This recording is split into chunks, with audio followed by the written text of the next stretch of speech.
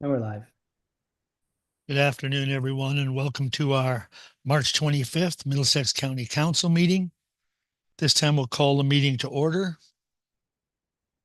And I am looking for Marcy to. We acknowledge that the land we stand upon today is the traditional territory of the Attawandaron, Anishinaabeg, Haudenosaunee, and Lenape peoples, who have long-standing relationships to the land, water, and region of southwestern Ontario. The local First Nation communities of this area include Chippewa of the Thames First Nation, Oneida Nation of the Thames First Nation, and Munsee Delaware Nation.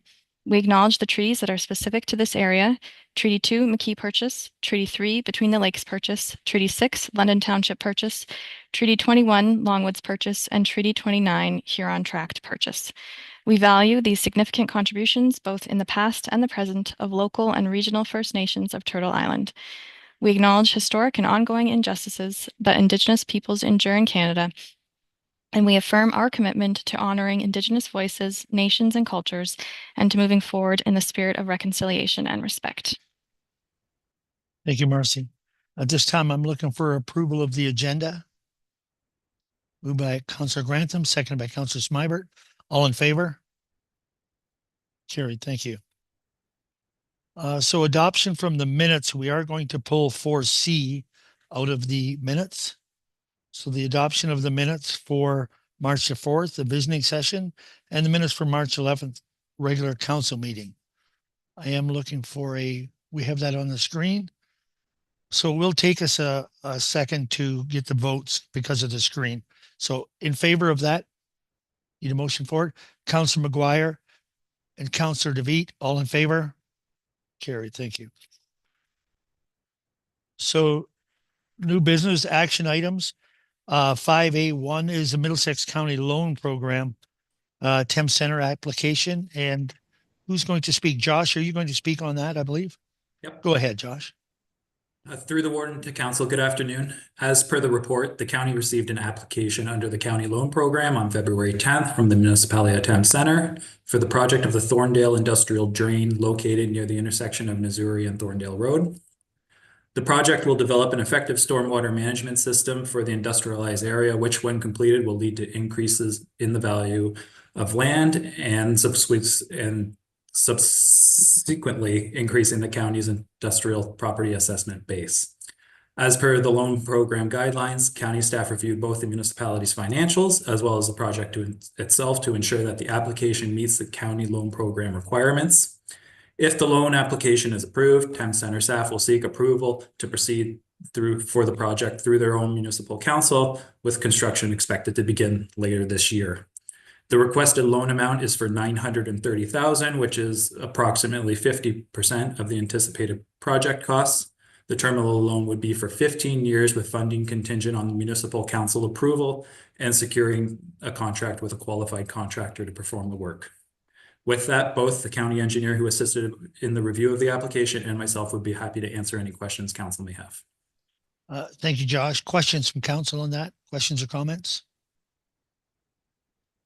Seeing none, we will have a recommendation and a motion in front of you. It is on the screen now.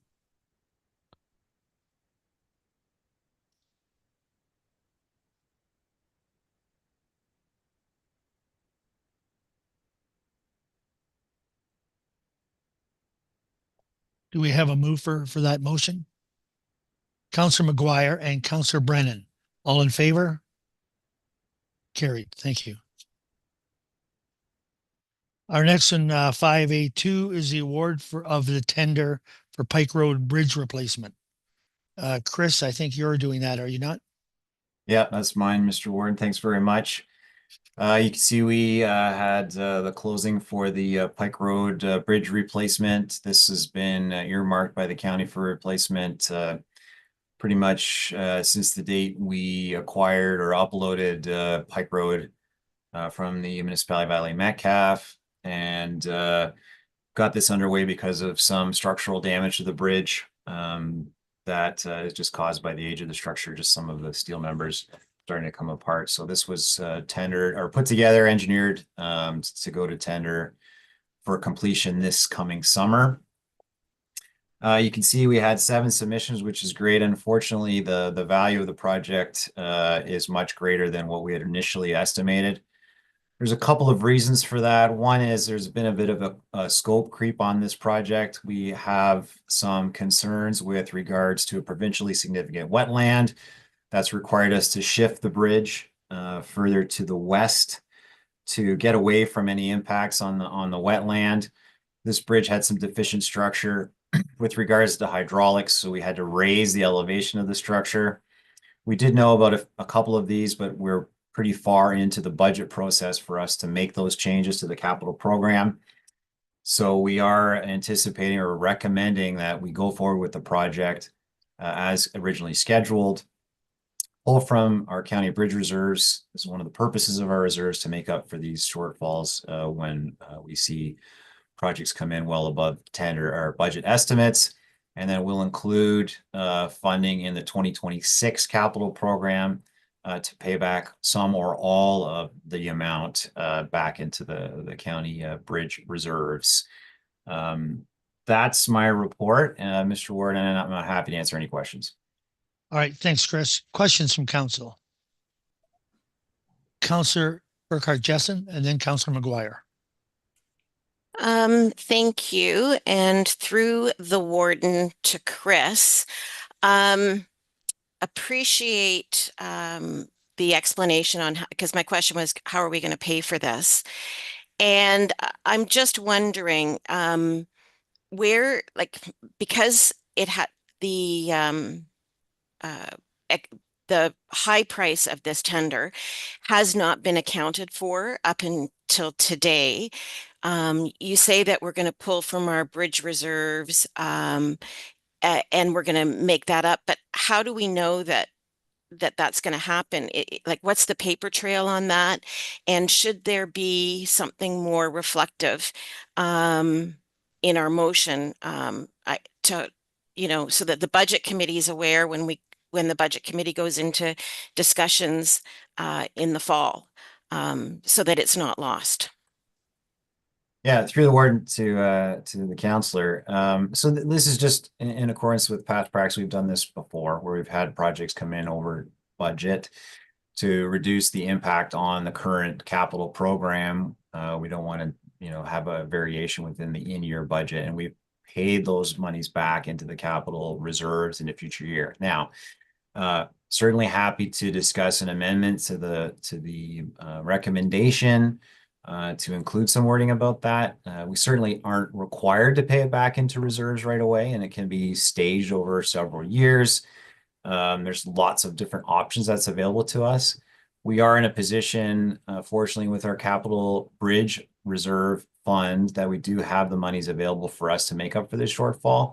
And there'll be times in future years we will have the opposite effect, where we'll actually have projects come in under what our budget estimates are, and we'll put those surpluses back into capital reserves. So again, at the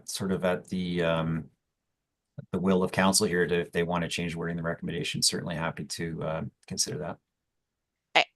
If I can, Warden, just follow up on that. I guess I don't know if this is a question for clerk or finance, but I mean, we don't, we put in a budgeted amount, but obviously until tender, we don't know what that's going to be.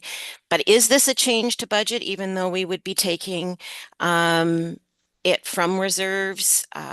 Should there be some sort of notification with that? I guess you can tell that I would probably like some sort of amendment to the resolution myself. I don't know whether my colleagues think that way, but if the statement today is that we're going to repay it, to me, then I think there should be something formal to that. Okay, Councillor McGuire. We'll come back to that, Councillor. Yep. Councillor McGuire. Thank you, Mr. Warden. So through you to Director Trainee, I'm just curious about the location of this bridge. Is this the steel bridge with the graded surface to it that is closest to Melbourne Road? Yeah, through the warden to Councilor McGuire. Yes, that's the bridge we're talking about. That's the bridge. Okay, great. Thank you. Okay, other questions? Was there any other questions? Any other counselors? Seeing none, I'll come back to you, Counselor Burkhart Jessom. And you're putting that up. Are you going to put a motion forward to that Well, effect? yeah, I mean, and this is this is where my shortfall is. Since I'm not clerk, I really don't have I don't know the language to Yep. put in that, but I'm just wondering if we can just include that language. If that's the will of council, like, and that's the recommendation coming from staff is that it's going to be repaid, um, then like I think that um, should be captured in it. Okay, I'll turn And this so to Marcy. so that maybe, the balance of the tender is coming from reserves and that it will be paid back over whatever Okay, Okay, I'll through yeah. turn that to Marcy. through Yeah, budget implementation. we don't have a motion on the floor yet. We just have what the recommendation was. So Mhm. what I can do is just give me a second to work on some wording, and then you're free to move that with that, and we'll go from there. So one moment. Mr. Warden, if I may, I'm not sure if you can see me or not. Yep, I can. Through you to the counselors. In the reflection of this too, I mean, last week or last council meeting, we approved a capital program for paving that was $1 million under budget. The Yes. intent at the end of the year would be that would all be reconciled. So there would be some of this wouldn't have to come out of reserves, and some of that money for the road, the savings we saw on the tender results for the paving Yeah. wouldn't go back in. So typically, and again, Cindy's not here, so I really don't want to speak for her directly. But when we reconcile capital budget at the end of the year, typically what we'll do is we'll see some projects might be slightly over, some will be slightly under. There might be some slight variation. We have the asphalt cement price index, so sometimes we see some of our numbers come down or go up depending on how that changes during the year as part of our contract for asphalt paving. And at the end of the year, that's all gets resolved out with Cindy and her team to talk about where we are with regards to a surplus or a deficit within the capital program. And the recommendation of the budget committee generally is that those capital shortfalls or surpluses get put back into those reserves so we can balance those out. Certainly, let Marcy come up with some wording. Certainly happy to talk a little bit about how we formulate the wording for the recommendation. And again, at the will of Councilor Burkhart-Jessom here. But my only caution would say I wouldn't recommend we put a dollar value on how much we're going to put back into capital reserves. We could talk about repaying capital reserves, but I think at the end of the year, it's not going to be quite as bad as what's here because we're going to see some surpluses in other areas. Yeah, if we keep the motion a little bit general, keep it general to what you, and Marcy's just finishing up on that now. So we'll see if we can get that in. So Warden, Go ahead. but should the motion also speak to the fact that we are drawing from reserves? Yeah, I think that seems adequate. Councillor DeVitt. Thank you, Warden. Through you to council. We can say, I mean, there's no reason we can't say that something's coming from reserves. That I guess would be a housekeeping thing if you really want to do that. But just to echo Mr. Trainey's remarks, the purpose of reserve funding is to smooth expenditures over time. And I mean, we could be going into a period where there's uncertainty with the cost of certain kinds of supplies and equipment, given the political scenario in the world right now. So those funds are there to make sure that we can move forward with projects without delay. And then, I mean, we do the same thing with winter budgets. We don't make a motion that we're going to pay extra salt one year we take it out of reserves. So, I mean, we can formalize it. There's nothing wrong with that, but just the whole concept of reserve funding and how you reconcile, we look at the whole picture at the end of the year. We look at what our targets are and how much can be paid back given the next year's budget committee's request in terms of we'd like to cap the total at this, that might leave this much room as opposed to that much room. So I wouldn't want to, whoever's going to be on the committee next year, I wouldn't really want to somehow handcuff them in terms of making decisions about moving forward based on one project. This covers that. Another payment. Okay, Councillor Smibert. Yeah, I mean, I think everyone's got some really good points. I always think it's valuable to identify the source of financing. As Councillor Burkhart Jessen has indicated, just so that there is that trail. I don't think there's any difficulty, and we don't need to get specific, but I think it's really important to identify where the monies are coming from, especially when we have an overage already. Okay, thank you. I believe Marcy is just about ready here with some wording, and we'll just get some of that. It does sound like it can be quite general, but it does I think what seeing from most of council to show that we are pulling some money from reserves from this. And okay.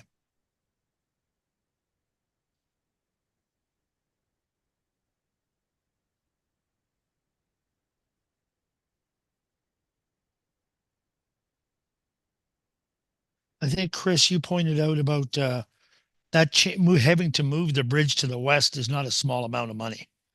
Is anytime you have to move the location. Yeah, and through the ward, there is also, I mean, there's this talked about a little bit. There is some risk here with regards to the steel that's being provided for the structure that we've also, Yeah, unit prices were higher than what we were anticipating initially when this project was estimated. So there's a whole multitude of factors that has negatively impacted the cost of this project. okay, thank you. I think they're just getting it ready, honestly, to be able to put it on the screen. Let's see what.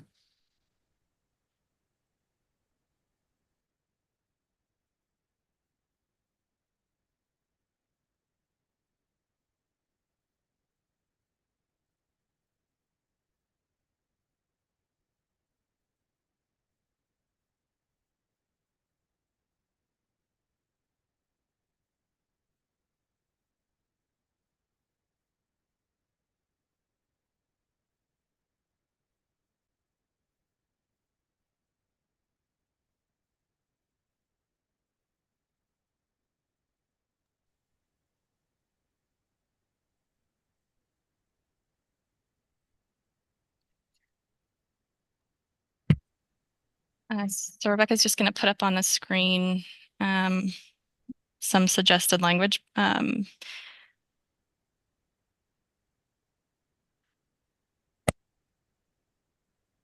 Showing that the unbudgeted amount be funded from capital reserves and that the repayment provisions for the unbudgeted amount be referred to the budget committee.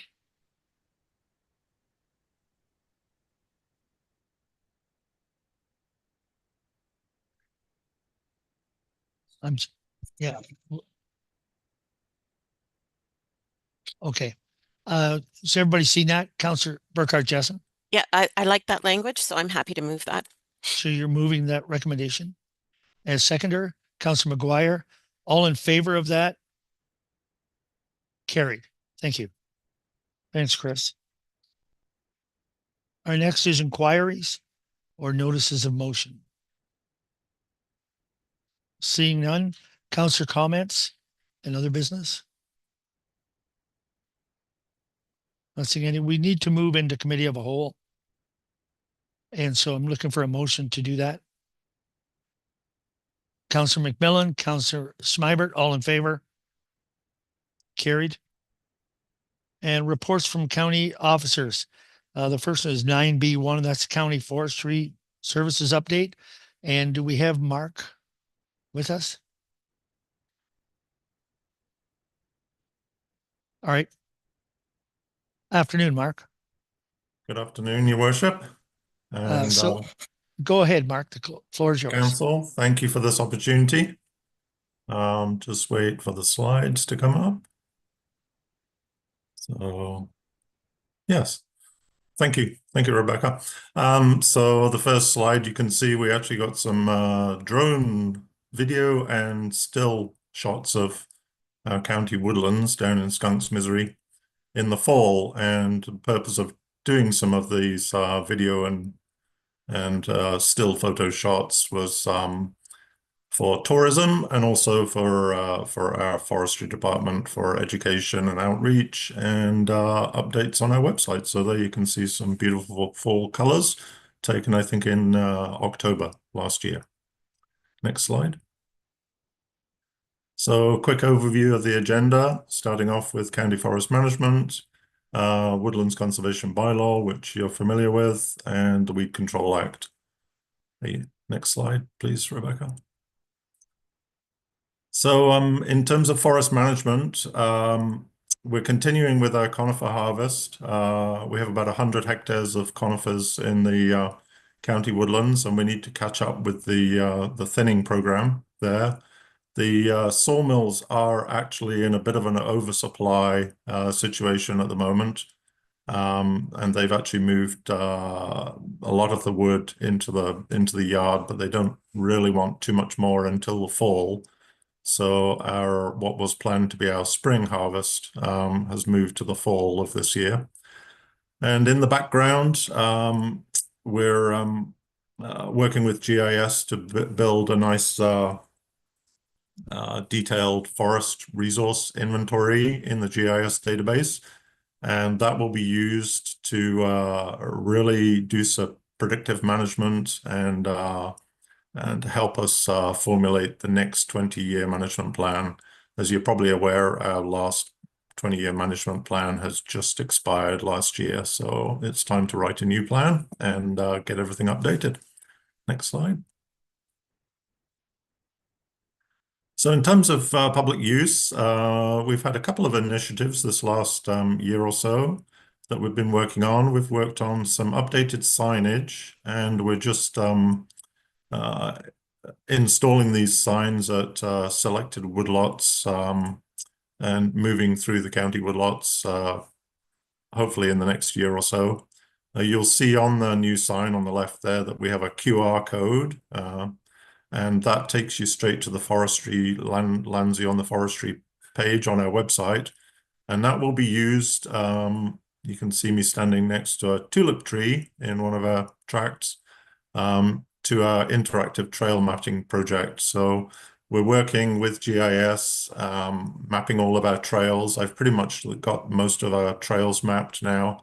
And on those trails, on the trail mapping layer in GIS, we have selected points of interest where people can follow their progress walking the trails in the county woodlands, and then a point of interest will pop up on their map, and that will show them a particular species of tree or some wildlife habitat or a particularly nice ecosystem, and give them a little bit of a background on what they're looking at. So in our county woodlands, so a little bit more interactive and informative. Next slide, please, Rebecca. In the Banks tract, we've updated and replaced a lot of our boardwalks. The public use that I've noticed, it definitely increased during the COVID pandemic. And I think that activity has continued. So we've noticed a lot more use, and we've had feedback from public users that maybe our trails are not in the best conditions. So we've replaced the boardwalks in the Banks tract and continue to repair and maintain and upgrade the trail services, and then installing select new signs. Garbage cleanup, bit of a recurring theme. Unfortunately, people feel the need to dump garbage at our county woodlots. I don't know why, but hunting season went by without any major issues, and we see horseback riding as well in Skunk's Misery, which is nice. People are getting out on their horses. Next slide. So in terms of forest management research, I'm not sure if council is aware, but Hydro One are conducting an ecological study in the Lockwood tract, where there's two options now. There were three options for their new transmission corridor, and they've deleted one of the options actually because of species at risk. A heronry was found right bang smack in the middle of the route, so they've they've deleted that one. So we're now down to 2 options, and one of the options could possibly bisect one of our Lockwood tract, one of our county woodlands. That would mean losing about 1.5 hectares of woodlands.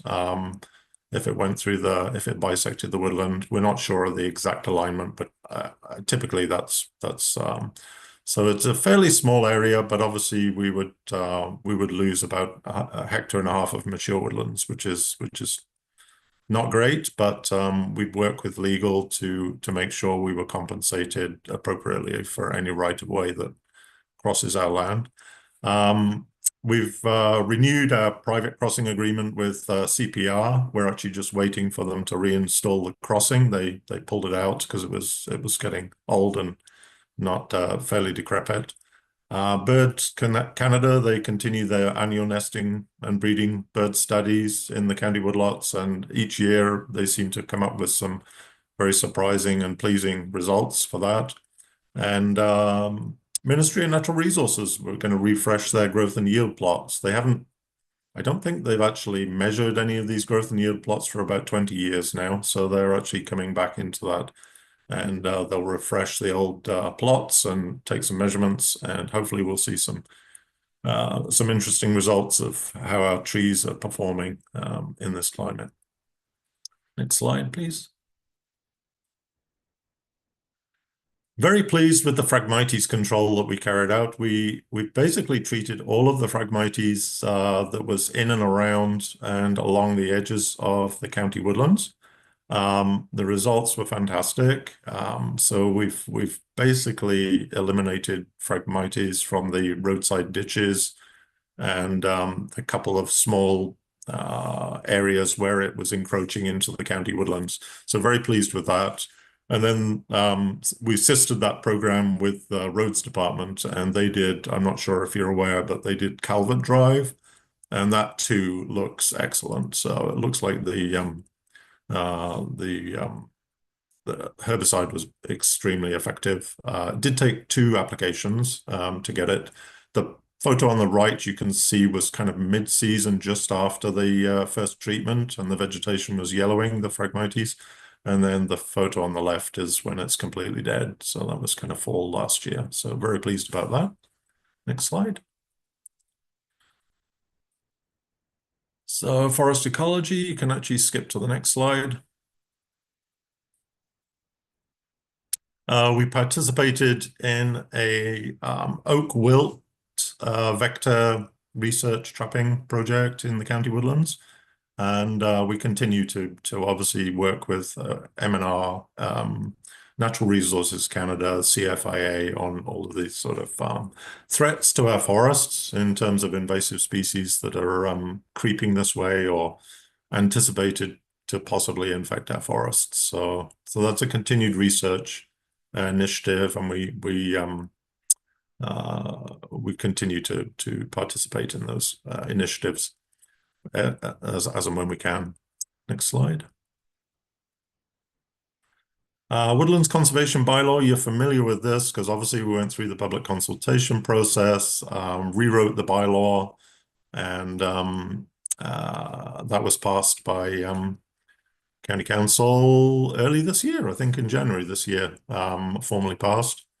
I continue to I regularly audit the logging activity. There's been a lot of logging activity this winter, obviously with the freeze up. It allowed loggers to get onto land that was too soft otherwise to harvest. And with very few exceptions, it continues the logging activities, the harvesting continues to be in compliance.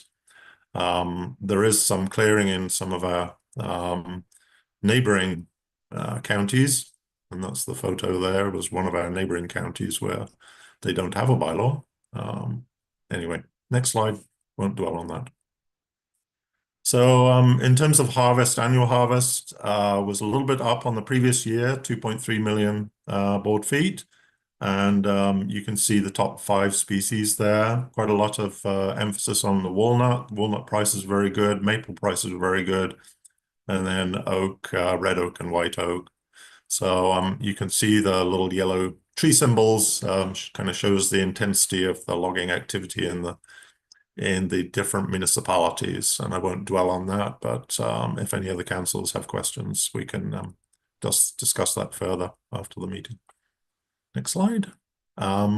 Exemptions. There's an interesting little snippet. Is a couple of the first exemptions that we administered when I first joined the county in 2014 are now free to grow. So we're returning the, I'm sure you're aware that if we issue a council exemption, we take a security bond of several $1,000s, about $3,000 per acre, to make sure that the landowner replants it and replants the area elsewhere and tends and manages that until it's free to grow.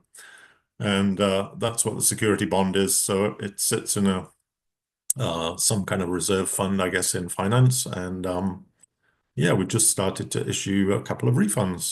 So it takes about 10 years, 8 to 10 years for them to get it to free to grow status. So that's that in a nutshell. Next slide.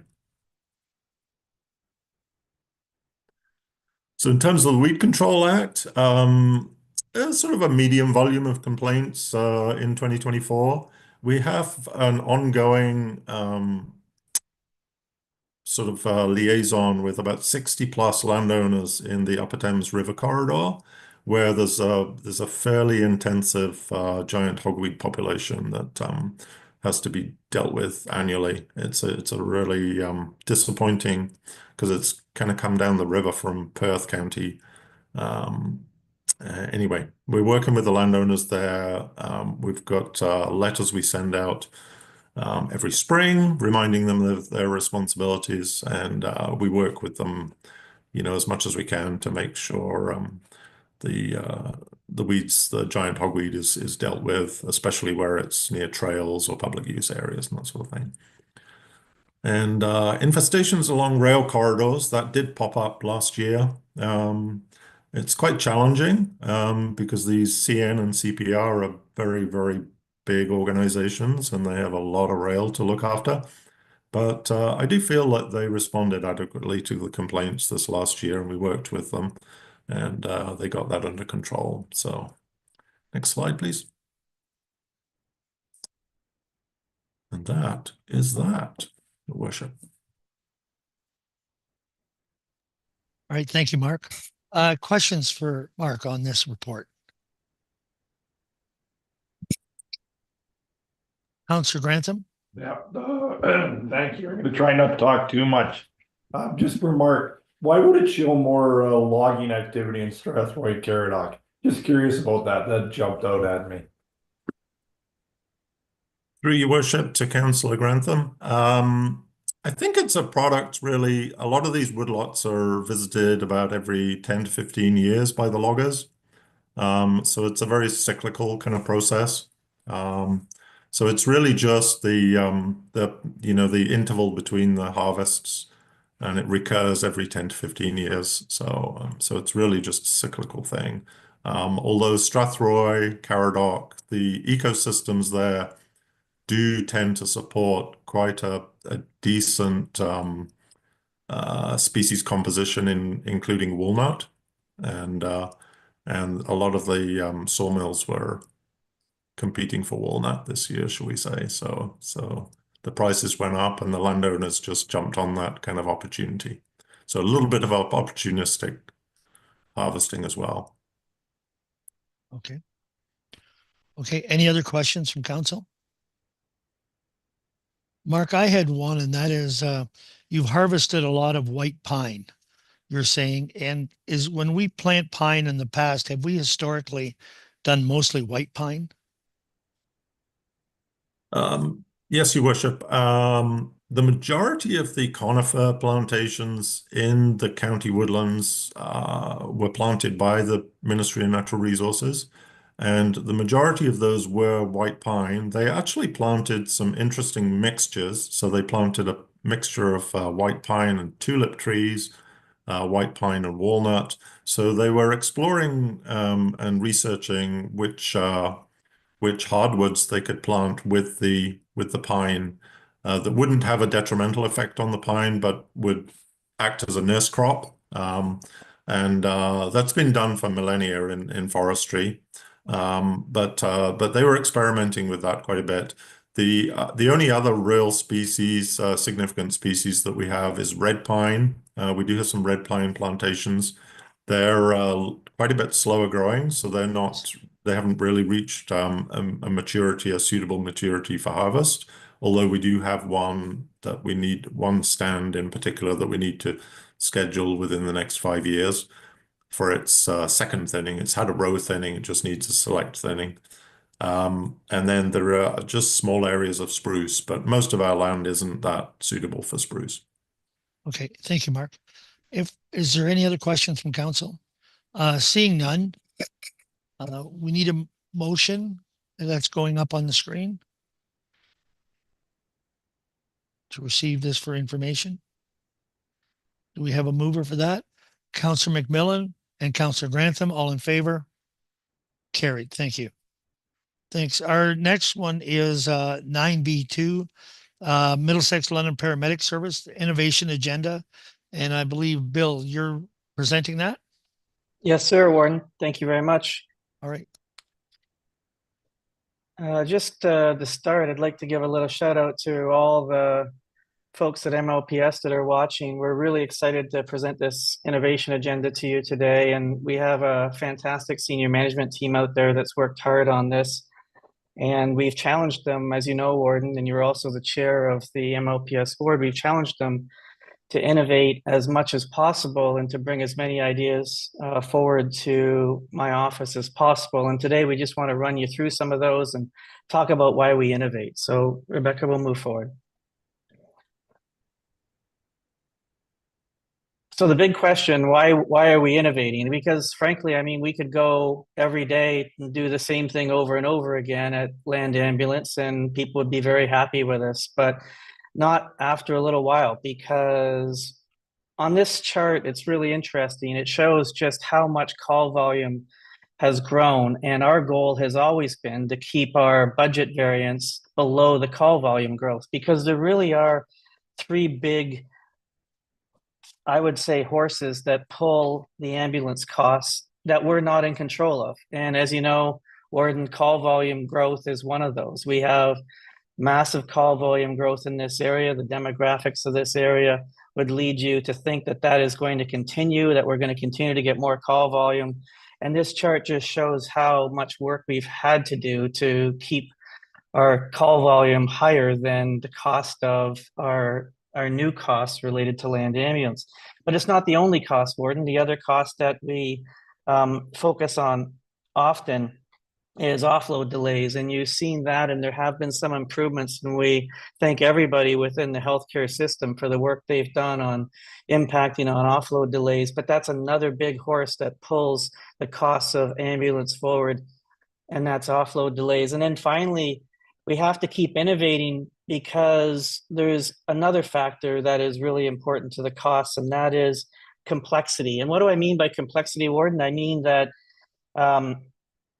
the built environment is changing. There was a day in this region where you'd pull into a driveway of a single family home and you that would be 90% of the calls. But as we go up and further urbanize in both Middlesex and London, there's a complexity to these calls that's changing, in that you have to go up an elevator and you have to go find the right location and you have to do all of these things in a built environment. That's certainly increasing our costs as we become more urbanized.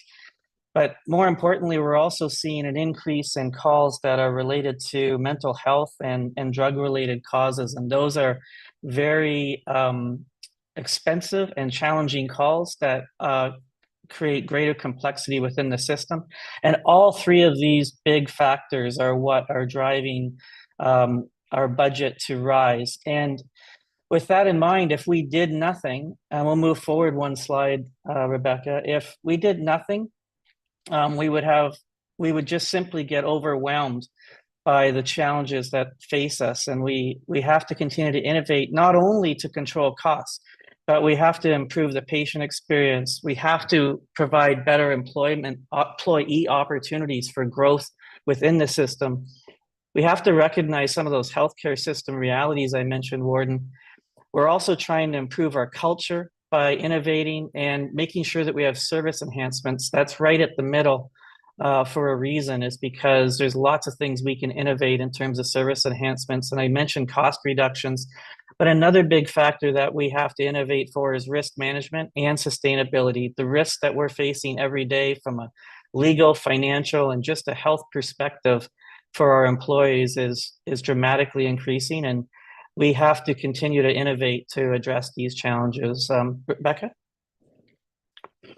One of the things we're really proud of is that many of the things you're going to see on this list, and we gave this list to the budget committee and really put it forward to them, that these are investments that we're making in the land ambulance service. Well, not only in the service, but in our people.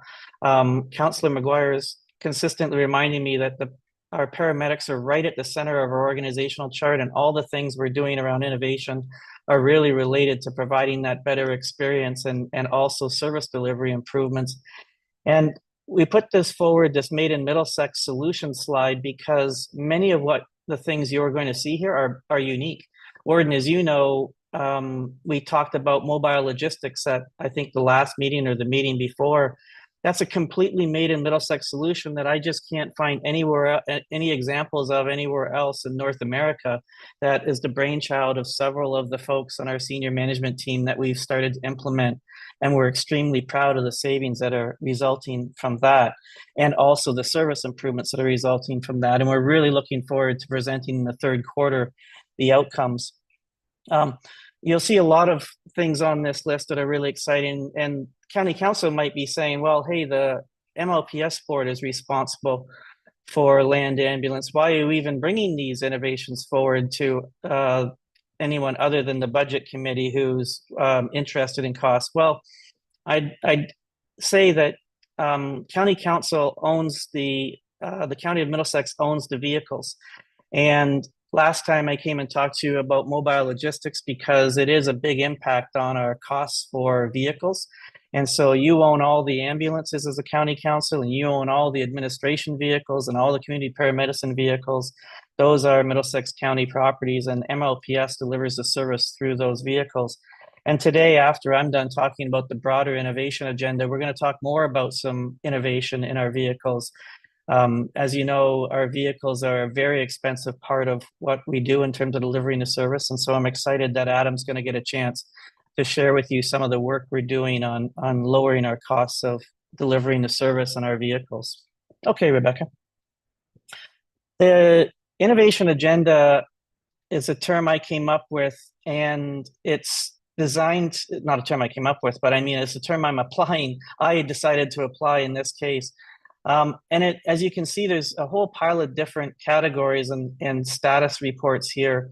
Most of them, much to the chagrin, I think, sometimes of myself and maybe members of the board, are in the implementation phase and the maintenance phase. We've kind of got an 18-month strategy here that's written out on my whiteboard at MLPS in terms of timing. But it is an aggressive agenda. There's no question about it. We got asked a really great question by Councillor Burkhart Jessen about that at the last MLPS board meeting. It's a very aggressive agenda, but we have a lot to do if we're going to stay ahead of the challenges that face us, and a lot of investments to make in our people and in our programs. So you see a number of things here that range all the way from human resources to our award-winning budget enhancements that were made, all the way through to CPLTC Plus Warden, which I'm happy to announce got funding again, a program that started here first and was announced here first in Middlesex, and is getting funded again in 2025 at the maximum level. So we're excited about that. And we'll move forward one, Rebecca. And you'll see other things in here, like the HEART program that is in that phase where we're ongoing with introducing that. You'll see rapid response, you'll see mobile logistics. And at our last meeting, we did talk about the patient transfer business unit that I would encourage council members to learn more about in terms of why that's an important component for MLPS, a very new program that we're rolling out. And you'll see a lot of emphasis on programs and training and investment in our employees. Rebecca? Rapid response units, I'm sure Adam would be more than happy to give you an update, and I would be too, about rapid response units at any time you have a question about that. We're very excited about that innovation and how that's working. We're going to have a very formal overview of how that's working in the end of Q2. Once we get some more statistics, I know that everyone will be interested in that. A lot of work on our facilities, that's also been a place of emphasis. And again, programs and training and financial management are things that we focused on. And so I think that's it, Rebecca, in terms of the list. And I think I'd be glad to answer, I know I'd be glad to answer any questions you have about this innovation agenda and where we're headed. It's a very similar type of initiative, Warden, that I put out last year in the CAO's report, where we talked about the 10 priorities that were the administration and council's 10 priorities for the year last year, where we talked about deliverables and when they'd be delivered. We're happy to come back and talk to county council about any of these items that they want more information on, but this is an introductory to that. Thank you, Bill. Questions for Bill on that report? Councillor Grantham? Yeah, thank you, Bill. Just for clarity, did you say the ambulances are owned by the county or MLPS? I may have heard that incorrectly. No, you heard it correctly, I think, in that the ambulances are owned by the county of Middlesex. In fact, all our capital vehicles are owned by the county of Middlesex. And there's a historical reason for that we can talk about if you'd like. But I mean, that's been the case from day one, whenever we took over the service, and there's a really good set of reasons for why that's the case. Okay, yeah, just found that very interesting, Warden. Thank you, Bill. Okay. Other questions, comments for Bill? Seeing none at this time, we'll have a motion.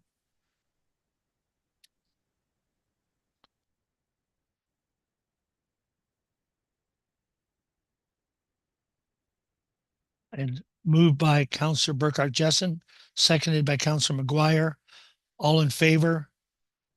Carried. At this time, I have to say, I forgot it at the beginning.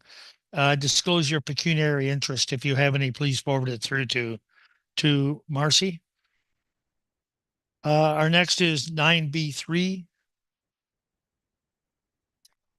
Our next is 9B3, ambulance procurement strategy. And I have Adam down for that. I'm not sure. There you are. Hi, Adam. Hi, Warden. This is all for you. Go ahead. Thank you. Through you, Warden, to Council.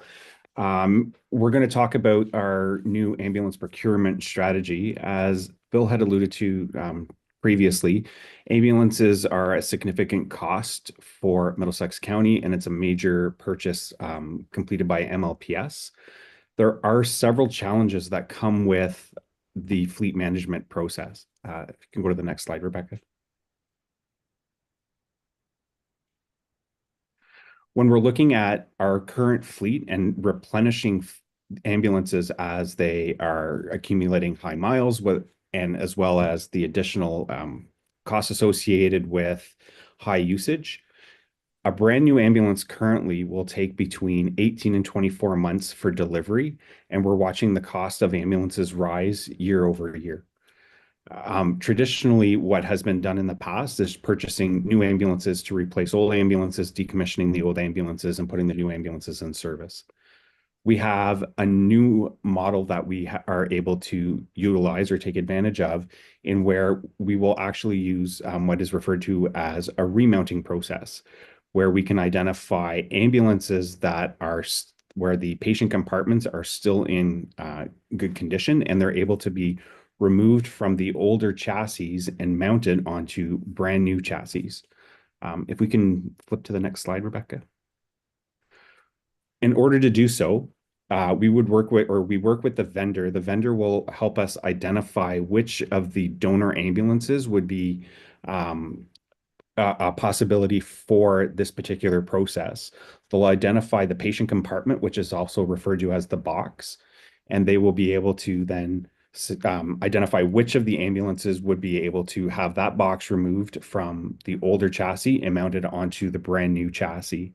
The ambulance would be shipped to the ambulance manufacturer's headquarters, and then the process would be done there. Part of the process also includes a complete renewal of that box. The box is sanded down, it is repainted, it's redeckled with the new high-vis deckling that we have. The interior, anything that is worn or damaged is completely replaced. There's new flooring, there's new cabinetry, pins and latches are all replaced, including the lighting systems.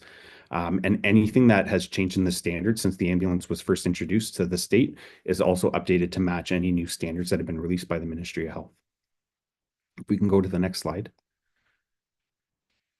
The benefit for MLPS and for Middlesex County with this process is the cost savings that comes with each of these remount processes. The average savings per unit is between $70,000 and $90,000 specifically for the remount. The remounting costing less. The other piece that, or the other benefit that we have is a current turnaround time for an ambulance to be delivered is between 18 and 24 months, where we're looking at 6 to 8 months for the remounting process to take place and have an ambulance returned back into our system. This permits MLPS to run a mix fleet where we can have remounted ambulances as well as purchasing brand new ambulances. So if we can move to the next slide. With each one of these remounts, we would be reinvesting dollars back into the system, which would help offset the cost and the purchasing prices of new ambulances as we start to move forward. If we move one more slide. There's also a environmental impact that comes along with this process as well. By following within the remount process, 80% of the ambulance will be reused and be put back into the system or back into a new ambulance so that the module, the patient compartment, the box itself can have a second life cycle that comes along with it, which further lowers our carbon footprint and reduces the wastage from the components that would otherwise be destroyed. So I'm happy to answer any questions that anybody might have.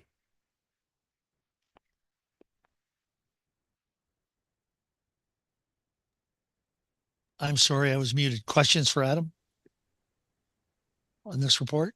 Councillor Smibert? Great, thank you.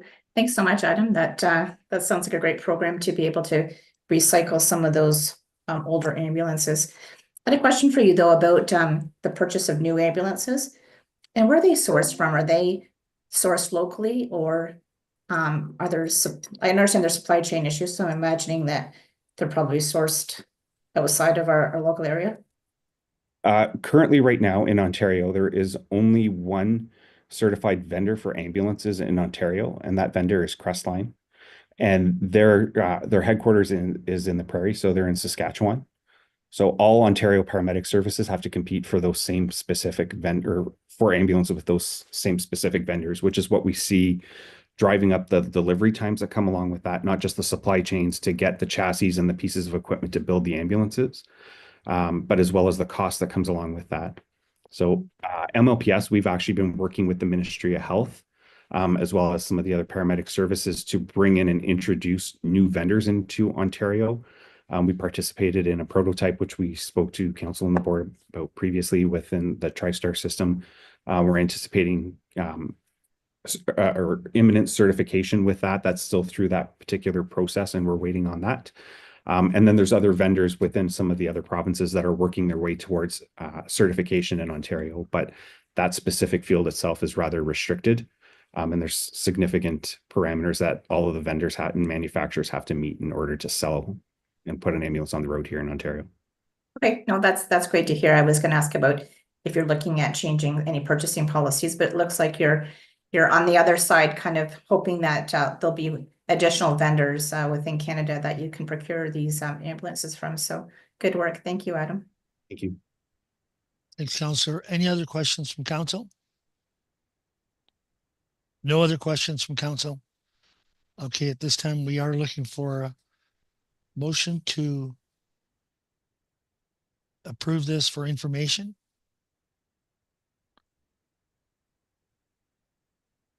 Councillor McGuire, Councillor Grantham, all in favor? Carried. Thank you. Action items. Our first one is 9C1, and that is Middlesex County Asset Management Plan. And we got Paul, and Paul's with us now. Paul, go ahead. Afternoon, everyone. Excited to be here to present the Middlesex County Asset Management Plan. Going to try to give you a 5-slide comprehensive overview of a 143-page document. So we'll jump to the legislative background slide, please, and we'll go from there. So the Infrastructure for Jobs and Prosperity Act 2015, it outlines the principles for evidence-based and sustainable long-term infrastructure planning. The subsidiary regulation under that establishes a standard format for municipal asset management plans. This is the same as in all your local municipalities. We hit the strategic asset management plan and the core assets. We missed the non-core assets in 2024. However, the asset management plan in front of you brings the county into full compliance with all applicable legislative deadlines up to July 1st, 2025, and provides a powerful tool for infrastructure and financial planning. We'll move to the next slide. So the plan provides a comprehensive view of the current state of the county's assets, identifies service level expectations, projects future investment needs, and it covers all core and non-core assets, and they're categorized across 4 service areas: Middlesex County Library, Strathmere Lodge, and MLPS. And that's to take into consideration the unique funding parameters of each of those service areas. But this is the holistic picture of Middlesex County assets. A key output of the asset management plan is the average annual life cycle summary. That's what's in front of you here. And really the goal of this is to show the plan budgets, fully fund infrastructure life cycle requirements at the current service levels or the projected service levels. So that's not just capital acquisition, that's also maintenance, operation, disposal, and decommission if required. And a key metric for that is the asset renewal funding ratio. It's a financial measure comparing the funds allocated for asset renewal to the total cost for asset renewal. And really in this table, you'll see that all Middlesex County categories are sort of within the indicative target range of 90 to 110% funding levels, with the library and the lodge and MLPS being much closer to 100%, whereas Middlesex County has a little bit to go. Now, when we dive into the plan in more detail, there's opportunities to look at life cycles and some more minor financial strategies to get that to full life cycle funding. Really just cumulatively, it shows about an extra annual 4.98 million is required in 2025 dollars per year across all asset categories to fund that perfectly over the 10-year life cycle. And that includes some sort of annual assumptions based on indexing of costs and expenses. We'll move to the next slide, please. And really the financial strategy is towards the end of the asset management plan. And what we've done is say through the budget process and maybe like one-off standalone reports, items can come back to county council for consideration and or referral to budget committee, and really answer the question, how does Middlesex County get to 100% funding or over 100% funding across the board? And without going in detail, there's a few key considerations: optimizing asset life cycles, so maybe elongating some of those life cycles with their performance that we've realized; incremental capital budget adjustments, so possibly indexing the capital budget with inflation or the construction index; enhanced revenue streams. County council has done that through development charges; risk-based prioritization if you can't get to that fully funded amount; revised service levels, considering reducing levels of service in the context of asset life cycles; and again, also strategic debt utilization, which has been an ongoing topic for county council for a while. So really the plan goes through and assesses how those can be used to assist with getting to full funding versus just adding 5 million to the capital levy in 2026. And it's really designed to ensure that Middlesex County can sustain its infrastructure investments and maintain levels of service while minimizing the financial impacts on the ratepayers. And I think we can jump 2 slides here into the dashboards. Yeah. So we've made it our priority to try to communicate the information we have to both council, our staff, and interested parties throughout our communities through making information more accessible. Part of Ontario regulation is sort of plotting and providing information on where assets are. And what we've done is created two dashboards. They're interactive. The GIS dashboard shows the location of all assets and maps those in accordance with legislation.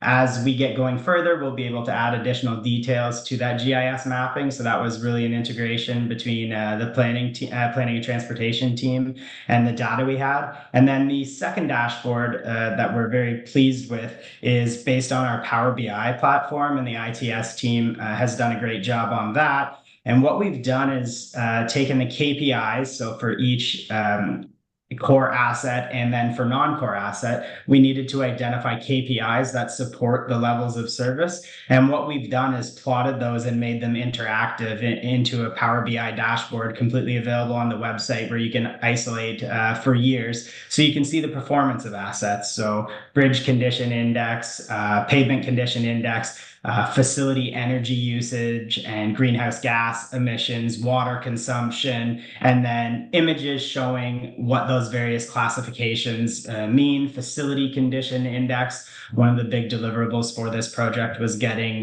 detailed facility audits of all the county facilities. So all that information is publicly available as required, but it's in a unique interactive format. So we're pleased with that. And as we get closer to the end of this presentation, I'd be remiss if I didn't take a half second to just thank Chris Trainey, Chris Bailey, Lindsay Brock, Brent Kerwin, and Kelly Dobert for sort of the leadership on working through the initial asset inventories and sort of cleansing those from numerous places down. And then special shout out to Ryan Hillinger, Jared Tweddle, Claire Stavina, Jeremy Carruthers, and Katie McKenney, who really helped pull together everything on the KPIs and the dashboard. So a real team effort. This outside of sort of the audit that were done by others, compilation of this plan was done in-house, and very appreciative of the team effort on that. So what we're looking for here today, for clarity's sake, is to receive the report and presentation for information, and then to bring forward a bylaw that does two things. One, it approves this asset management plan, and that allows us to post it and submit it as required for OSIF funding and a few other calculations. And then also to repeal bylaw 6996, which was the former strategic asset management policy that was approved in 2019. The strategic asset management policy has been incorporated into this document and has been updated. So that's really what we're looking for as next steps. And again, that would bring us into full compliance. And as we go forward, this isn't something that just ends now. It's something we continue to refine on. I have a meeting set up with Mark to sort of look at our county forests, and instead of just recording them as land, can we do something more progressive and identify those as natural assets and look at the benefits that they provide to the county as a whole, sort of in a more holistic look. And then we're going to continue to refine some of our pooled assets and the GIS locations for those. So with that, I'll stop. And if there's any questions, I'm happy to answer them. Thank you very much for your time. Thanks, Paul. Questions from council on this? Councillor Burkhart Jessen. Thank you, Warden, and thank you, Paul, for that report. It is amazing that you could take a document that was 143 pages and drill it down into, I think it was 6 minutes, maybe 7 minutes. So congratulations on that. Because as I went through it, I really felt that we could probably have a council meeting just devoted to understanding the asset management plan. So staff's done a great job, there's no question, in getting us to where we are today. And it is going to be up to staff to have to implement it and make sure that it continues to be a document that is living and works with everything that we're doing. But it is noted in the document that, it's up to council to provide strategic guidance. So it really is incumbent on us, to really understand the asset management plan. And certainly, it will be a document that I know personally I'll, really try to get a good handle on in the coming days, weeks, months, as we finish this term out. There were a couple things that struck out to me, and I do have a few comments on it. Is one on page 22, it speaks to the challenges that are in front of us, and two struck out at me in particular. One was the lack of information, and then it goes in to speak to it says insufficient data leading to underinvestment, resulting in unsafe and unreliable infrastructure, and that risk is very high. And that's quite troubling to me, in that I know we have invested in a lot of technology and in a lot of innovation, and to still be at the point where insufficient data and lack of information could be a challenge to us. So that struck out at me. And then one of the medium challenges was the tech challenges. And again, that's on the same page. And that speaks to, if I can pull it up here, what did it say? Difficulty in adopting and integrating new technologies into asset management processes. And of course, or practices, excuse me. And then there's, the fix to that. And obviously that is for staff to be trained and buy into this. But as I say, we have spent over a number of years, we've taken advantage of the great programs that the province had when it came to innovation and updating our systems. And we have spent a lot of money when it comes to our software. And anybody that sat on the budget committee with me over the last number of years, or you've heard me bring up the questions of our software. So this is a great plan. And does it work with the software that we have? We've invested an incredible amount of money in the PSD software. Is it going to work with our financial software and practices that we have today? And if it doesn't, what needs to happen for that? One of the slides that you had talked about, speaking about our financial strategy. And there was a number of bullets on that slide that the budget committee has over the last number of years talked about, tossed around. And I guess at what point will we move on some of these? I think with all due respect, I think I've become increasingly frustrated maybe with our budgeting process, and the way that we account, for our capital assets. And I'm really hoping that this plan will move us forward in the right direction, but it is going to take work. And how do we get to that point? Is my concern. I don't want to just see continual spending on licensing on software that we're not going to implement, that we're not going to use. I believe that the investments that we have made have been incredibly forward-thinking, have, the products have always been presented to county, it's, state of the art. We're going to do this, we're going to do that. Are we in a position with this plan to actually get the outcomes that we want?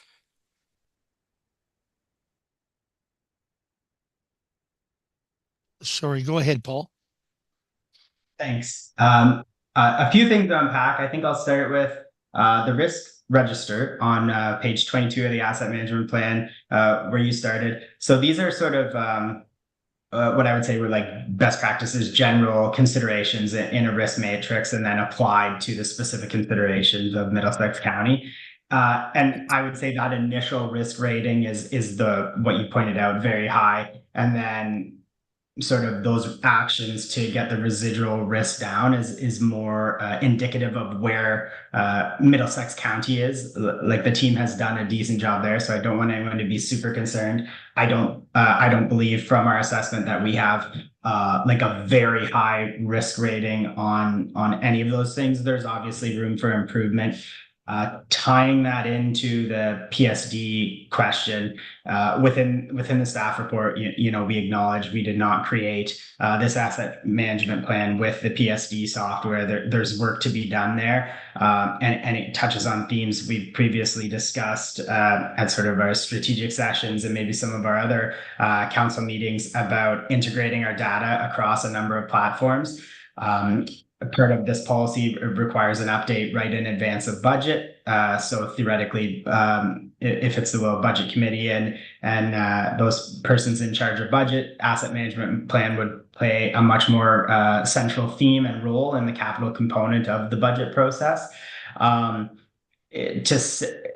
would say it would not be realistic to have PSD fully implemented by the end of this year. There's too much synergies and alignment we have to still come up with across sort of the GL integration, the Questica integration, and then the GIS integration as well. Like to have that full integration from start to finish. It's something we recognize and something we're going to have to work on, but a timeline in time for this budget is not realistic, just because of the other changes outside of this that have to be completed. So I think acknowledging that it's something we have to work on and come back to council possibly with, if that isn't going to be our tool going forward. But at this point, what we have from this document is a crystal clear asset register that has all those assets with year of purchase, with replacement costs, that once we have those synergies, we can then subsequently put this into those systems and have that, but it's getting those systems aligned on the back end. If that answers the question, sorry. Okay. All right, Councillor. I might circle back. I got to think on that for a bit. Okay. Other questions from council? Councillor Smybert. Thank you. And I just wanted to acknowledge all of the work that Paul and your team have done. I would say probably 90% of the municipalities get this outsourced. So I think it's tremendous that you guys have been able to do this internally. Paul, just a question for you then, because I see this as a really good tool that the budget committee can use moving forward. So what can we expect to see from staff? I mean, in terms of taking a look at different life cycles and taking a look at trying to get assets to last longer than potentially maybe they can. Will there be regular reporting back to council then on some of that to kind of fine tune that before we get into budget?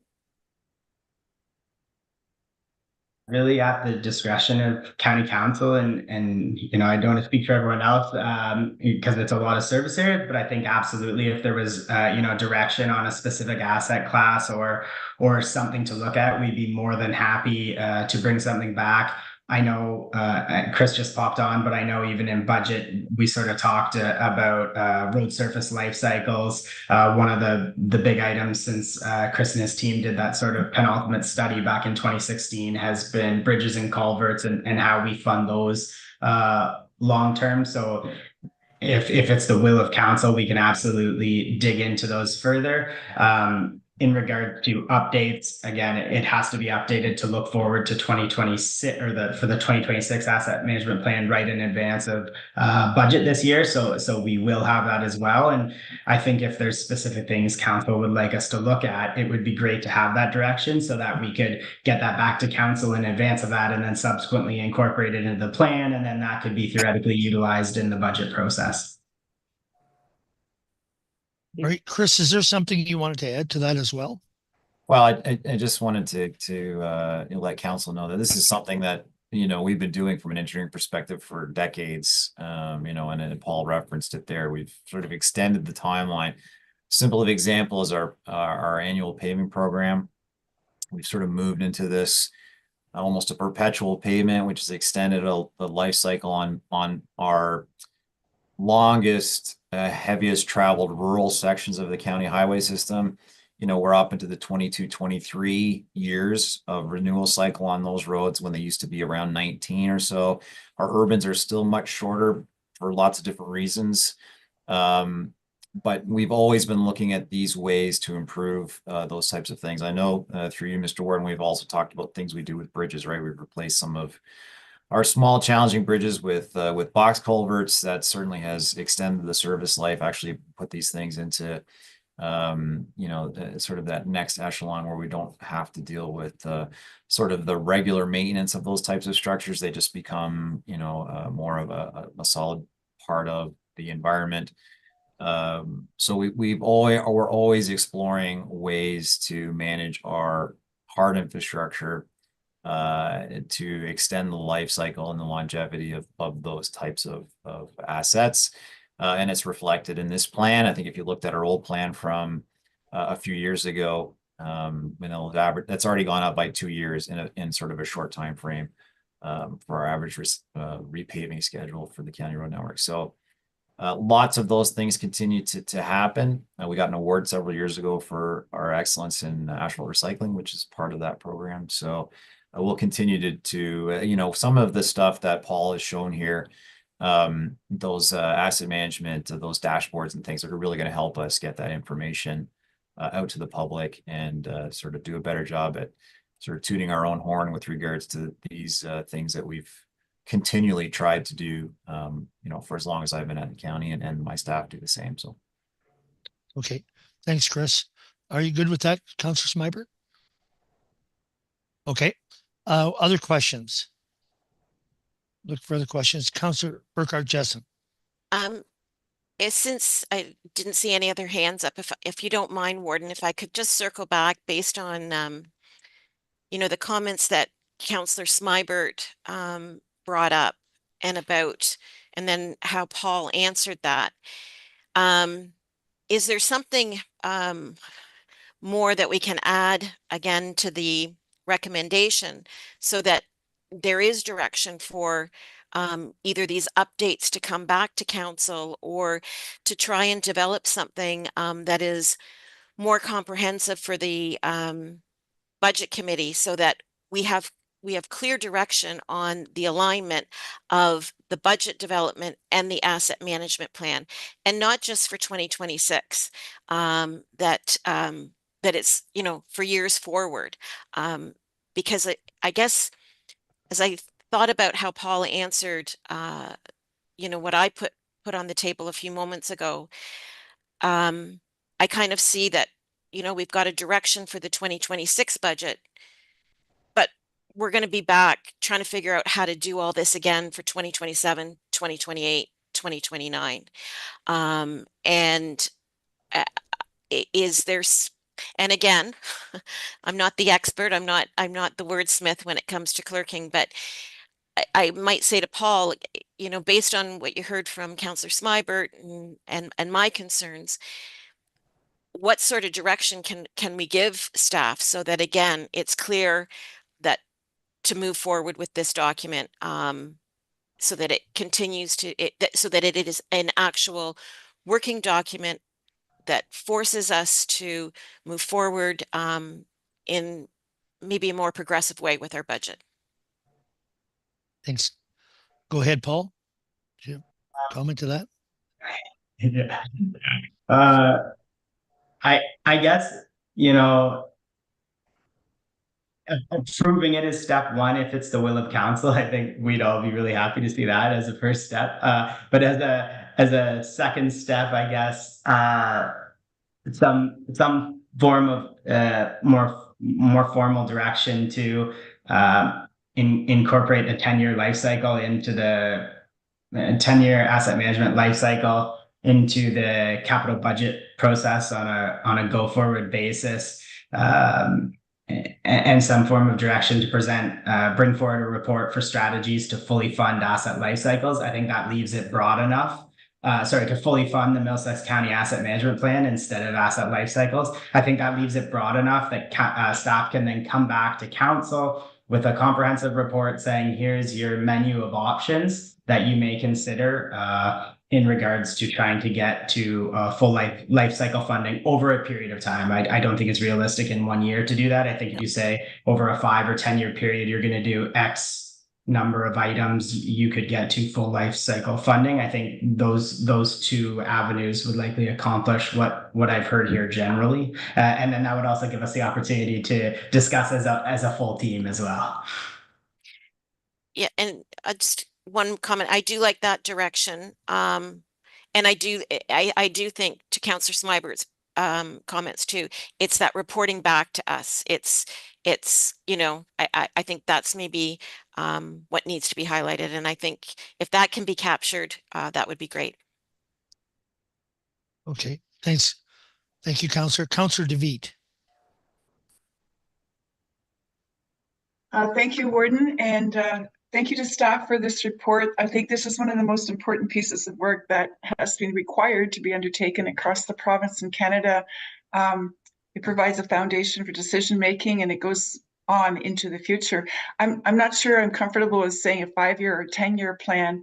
It's just my personal view. I think the asset management plan needs to drive funding for reserves and decision making every single year along the way. The two are tied and married for me. And the fact that there will be years where there's a big hump. We know that certain assets came at certain points in time historically. I mean, we can see that post-war and now also with expansions that have happened in the last decade. There are those humps of infrastructure that may be hard to overcome and fund in the long run, but to the extent that we've got our eye on that ball all the time and we're making maybe not 100% required every year because we can't do that, but we have a plan to make sure we do our absolute very best to keep those things funded. I think that kind of thing is also going to be considered at upper tiers when it comes to funding, to the extent that you've done work and you have had effort to meet the needs of your population and you've been planning for it. I mean, the proportions that you have funded may play into future dollars that you are able to access. So maybe it's a bit nitpicky. I don't want to restrict it to 5 or 10-year periods necessarily. I want everyone to have an integrated look of where we're headed over time and can see what the hiccups have been in the past and where we're going and how and try to figure out how we're going to get where we want to be, or at least what percentage we want to aim for consistently over time with dips and valleys. So I'll just leave it at that. Thanks for the report again. Okay, thank you, Councillor. Paul, did you want to respond to that? So not to respond, just to provide a bit of clarity. Okay. Absolutely, what Councillor DeVitt is saying is absolutely correct. Just the number that was in front of you, that is the 10-year, as we're required to legislatively report on the 10-year, and that is the average annual. So that doesn't compensate, or sorry, that's just the average. There is years where it's going to be much higher because of the age of our assets, but that is the 10-year average. Sorry, that's the only reason why I said that number, and then also over that period is the legislative requirement. So I just want to add that point of clarity, but point well taken. Okay, thank you. Any other questions at this time from council? Seeing no other questions, we have a recommendation that you'll have in front of you.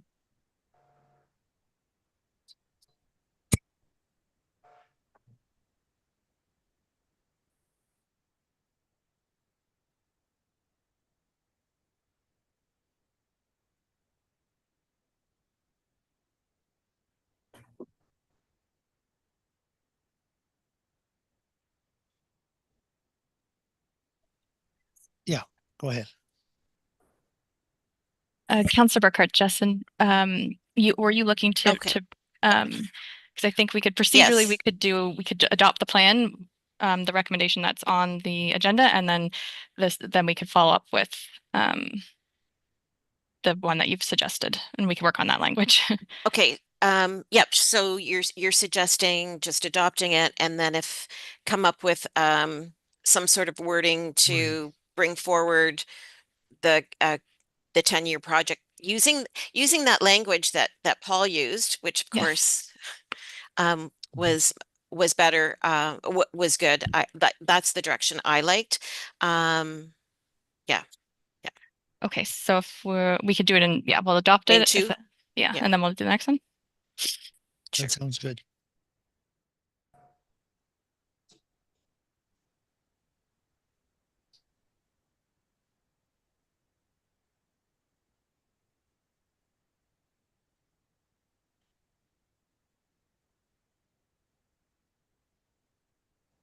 Okay, I think everybody's seen it.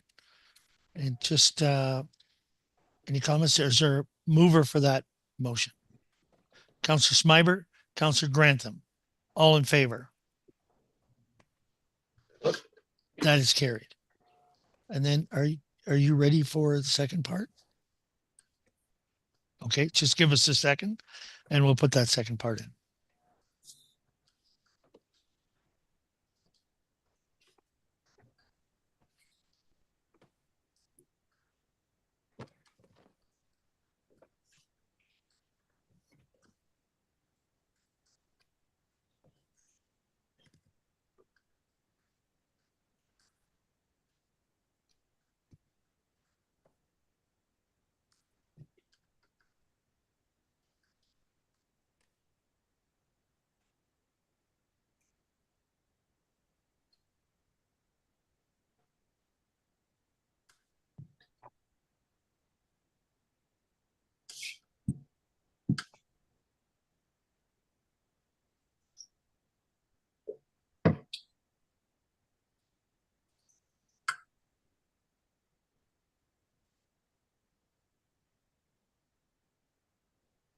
All right, so everybody had a chance to see that?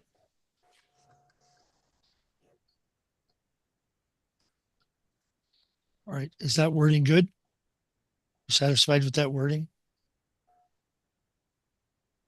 Okay, you're moved by Councillor Burkhart Jessen. Is there a seconder? Councillor Smibert, all in favor?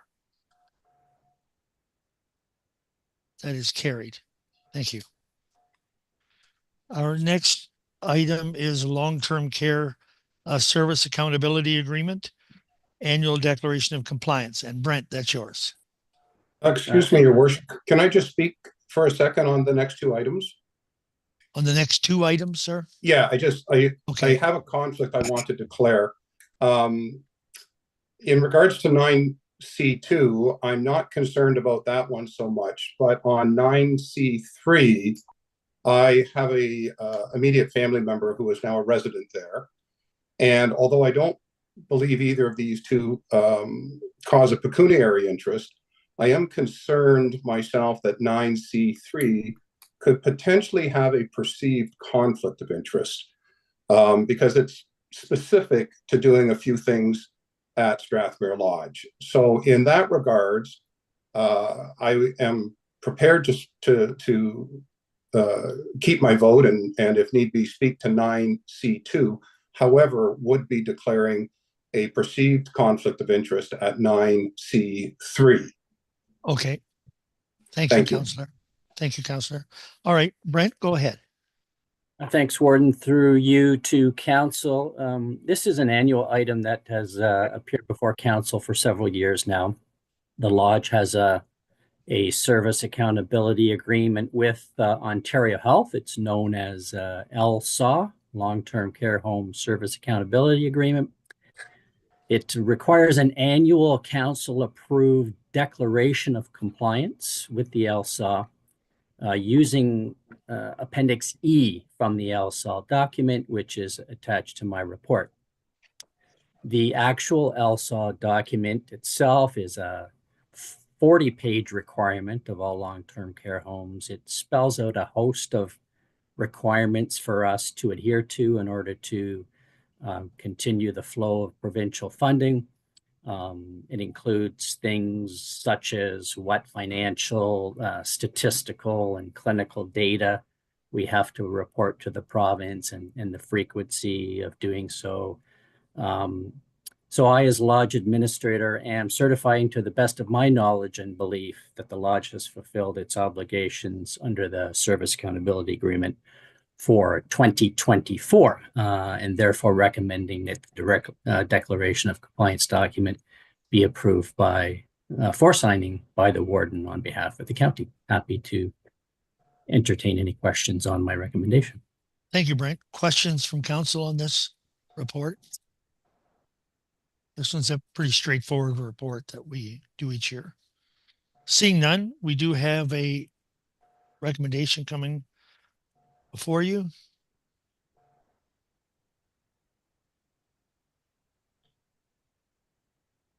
All right, if everybody's had a chance to see that. And a seconder on that report, on that motion, sorry. Councillor Grantham, Councillor DeVeet, all in favor. Carried. Thank you. Now, Brent, you have another report. Your worship, I will take myself off video for this one and return when we're done. Thank you. Okay, thank you, Councillor. And this is a provincially required annual quality improvement plan. So go ahead, Brent. Yeah, thanks, Warden. Through you to council. Long-term care homes and other service providers are required to submit a board-approved annual quality improvement plan to Health Quality Ontario. That's a provincial organization that's been around for about 20 years now and whose mandate is to report to the public on health system performance. The Lodge's proposed 2025-26 quality improvement plan is due to Health Quality Ontario by the end of this month, and it covers the one-year period, April 1st, 2025 to March 31st, 2026. Every year, the Lodge's Quality Improvement Committee reviews comparative provincial long-term care home data that's made available to us in order to decide the content of our annual quality improvement plan. So for the proposed 2025-26 plan, our Quality Improvement Committee is wanting to focus on minimizing the number of residents that get transferred to the hospital emergency department. That was and is a focus of our 2024-25 quality improvement plan, along with reducing resident falls. So we have had success in terms of reducing resident falls over the last 12 months, but we've seen a slight impact, or a slight uptick rather, in the number of hospital transfers to the emergency department. So hence our desire to carry forward this focus onto our 2025-26 plan. And of course, it's advantageous to minimize the number of transfers to the emergency department, given that the hospital environment is not always conducive to long-term care residents, especially those with dementia. Focusing on this also has implications for the health system as a whole, minimizing ER crowding and minimizing offload pressures that Mr. Rayburn talked about in terms of ambulance services. So to minimize emergency department transfers for 2025-26, the Lodge is proposing a few things. One is that we want to recruit a nurse practitioner. There is provincial funding being made available to do so. A nurse practitioner has a scope of practice that enables he or she to do things like suturing of skin tears, right? Stitches, for example. This would normally, of course, require a hospital transfer. We have taken a first stab at trying to recruit a nurse practitioner. They are in high demand, so our initial attempt did not work out, but certainly want to take another stab at that. And again, the province is advocating nurse practitioners in long-term care and making funding available for such. The second change idea with regard to reducing hospital transfers is to further the utilization of the community paramedicine program, and Mr. Rayburn talked about that in his presentation. That was introduced in the fall, and that's the program where we can call upon EMS to conduct on-site point-of-care testing on our residents, and then use the results of that testing to perhaps make decisions that would not need to result in a hospital transfer. And thirdly, to reduce transfers is to develop an in-house capability with regard to IV therapy, intravenous therapy. things like administering medication intravenously. And what we want to do there is provide our nursing staff with additional staff training and the right equipment and supplies to do IV therapy in-house. And to that end, we've recently been approved by Ontario Health to buy IV pump equipment and supplies to take that on in-house to minimize ER transfers. So I am recommending that the Lodge's 2025-26 Quality Improvement Plan be approved by Council, and that I, as Lodge Administrator, be authorized to submit the plan to Health Quality Ontario. Happy to entertain questions about the plan. Thank you, Brent. Questions from Council on this? No questions from Council? Yeah. Councillor Mayhew. Yeah. Thank you, Warden, for the opportunity to speak. Brent, falls are a tragic number in long-term care, and my mother was a resident of Strathmere Lodge, and she had a fall. She was one of the statistics. When I look back at that history, I realized that what would have helped in preventing that incident that was close to me was merely an $80 wheelchair alarm. Had I have known I had a family member that was at risk of exiting a wheelchair that had dementia problems, I would have gladly made that $80 investment. Now, whose responsibility is it to procure alarms on wheelchairs so that if you have someone with Alzheimer's, that there's an alarm, an alert giving that patient is becoming agitated? Is it the family's responsibility to procure that, or do the lodge see that and their staff that are on duty monitor that and resolve the problem with an alarm? Could you clarify that for me? Yep. Through the warden to Councillor Mayhew, it is totally the responsibility of homes to provide that necessary equipment.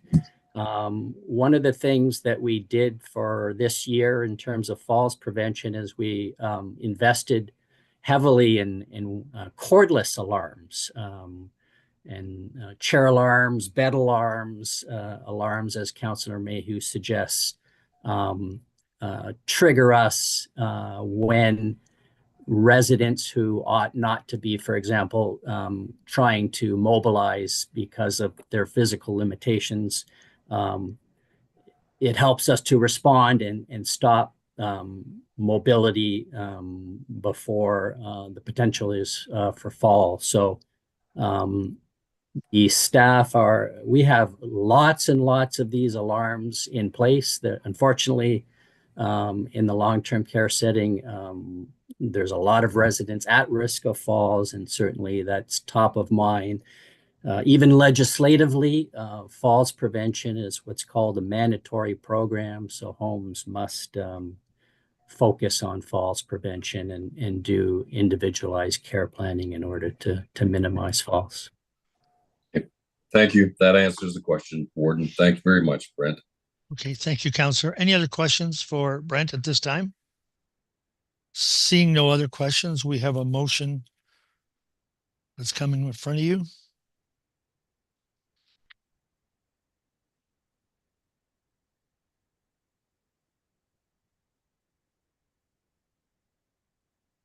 Okay, if everybody's had a chance to see it, I am looking for a mover for that motion.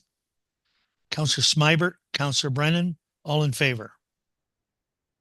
That's carried. Thank you. Thanks, Brent. Mr. Warden. Thank you. Correspondence and information items. Is there anyone have questions from items 9D1 to 9D6? Councillor Grantham.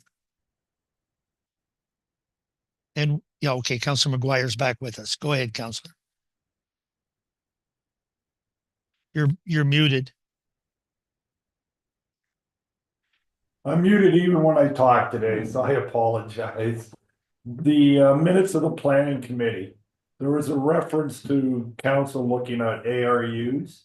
Is that something that's going to be coming in front of council to look at? was the last item on the minutes. Yes, I see it. I'm just wondering, is Dirk there too? If we can get Dirk online to answer. There, Dirk, welcome. Thank you. Did Hopefully you can hear me. Yeah. Did you hear Yes, the so question? yes, I did. Thank you. Okay. Through the chair. Yeah, so the Plan Advisory Committee, this is related, maybe for those watching, related to the update of the county's official plan. We've had a couple of terrific Plan Advisory Committee meetings already, and there's a couple more being scheduled shortly. At the last meeting, the committee did make a motion specific to the additional residential units. And so that motion and more supporting information will make their way into a report that will come to county council. But the committee did feel fairly strongly about that item. So we're continuing to work on that. Okay. That was just my question. It's coming in front of council at some point in time. Okay. Yes. Thank you.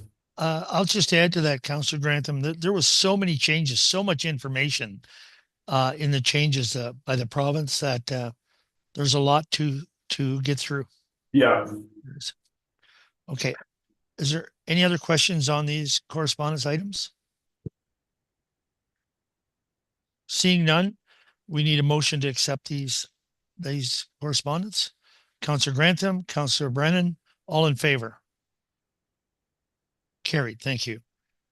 We do have a motion to go into closed. Oh, sorry, we got to have the committee of the whole rise at 2:41. Moved by Councillor Burkhart Jessen, Councillor Mayhew, all in favor? Carried. Thank you. And we do need a motion to go into closed for the reasons that are going to be in front of you.